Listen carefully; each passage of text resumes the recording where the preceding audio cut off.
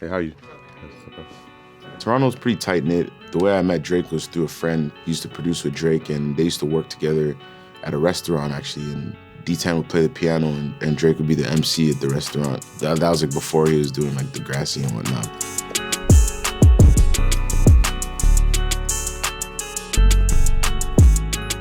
Me and Drake were supposed to pull up on each other a bunch of times. We used to talk through MSN Messenger.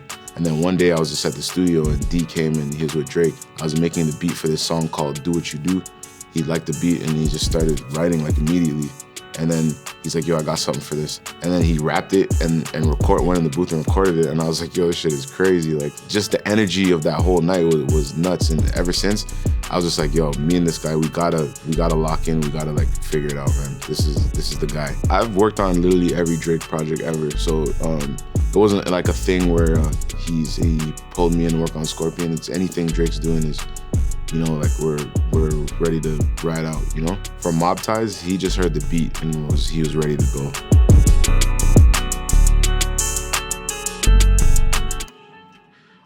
The song really and truly started with this guitar melody played by Ritter,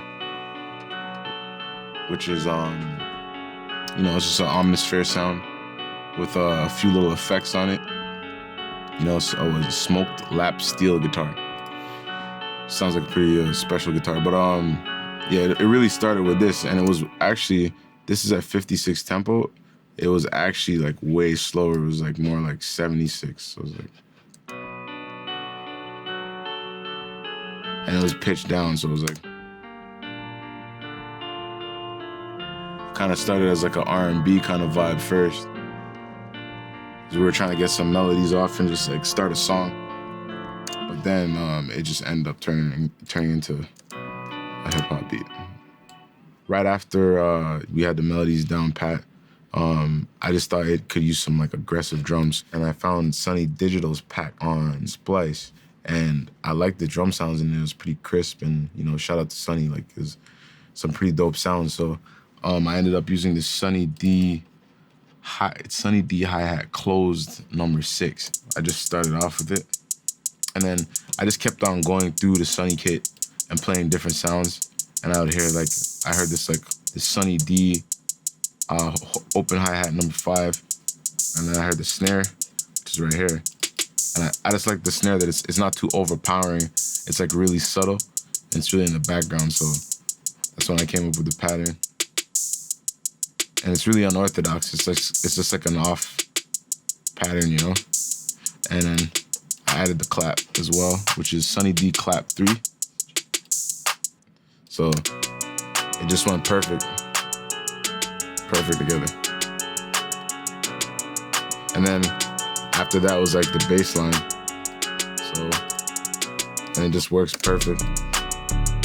The bass line sounds really like evil, so. This part in the beat right here, where the kicks were like stuttered, it was actually a mistake. I had walked across the keyboard, which was plugged into the MIDI, and my elbow like ran across it by accident, and it made like, it was like the perfect timing. It literally went like, brrr, and it sounded like my kick drum fell down the stairs or something. I ended up, because Fruity Loops has this automation thing where it records like literally everything you do. So I went and I just copied and pasted it and put it literally right in here and kind of like edited it so it sounded a little bit neater. So it just sounded cool because like it just comes out of nowhere. And like I don't know, I haven't heard anybody do anything on a beat like that before, so.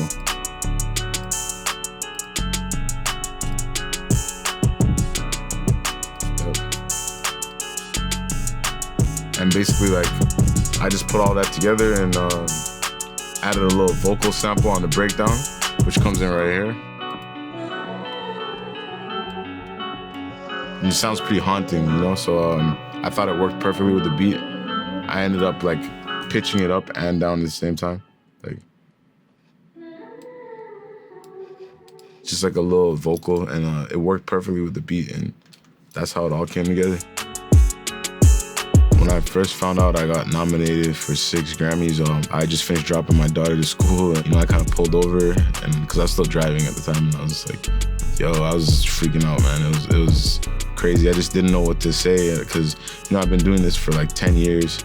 I've never had a moment like this before, so it was basically very shocking to me to inspire like kids, not even just from Canada, from anywhere, you know, for a kid that came from poverty in Jamaica that moved to Canada, and just to get to this point is just, you know, it would be amazing for just people to just even see that this is not competition, you know, it's art. You know, people are gonna like your art, people are gonna hate your art, but it's art at the end of the day, and if you love it, treat it like you love it and put yourself out there.